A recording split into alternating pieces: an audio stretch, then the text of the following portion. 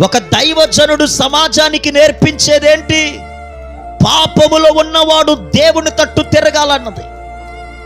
ఒక దైవజనుడు సమాజములో నిలవబడి ప్రకటిస్తున్నది ఏమిటి?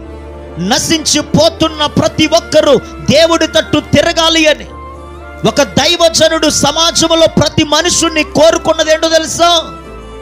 వాని పాపం దేవుని ఎదుట భయంకరమైనటువంటి కారణముగా కనబడటం వల్ల, ఆ పాపం వల్ల మనుషుడు మరింతగా దేవునికి దూరమైపోతున్నాడని, ఒక మనుషుడు పాపము నుంచి విడిపించబడి దేవుని ఎదుట నమ్మకమైన వ్యక్తిగా నిలవబడాలన్నదే ఒక దైవజనుడు యొక్క ఆశతో ప్రపంచములో, దేశములో అన్ని చోట్ల దేవుని సేవలో వెళుతున్న దైవజనుడికి ఎంతమంది ప్రోత్సాహకరంగా ఉంటున్నారు?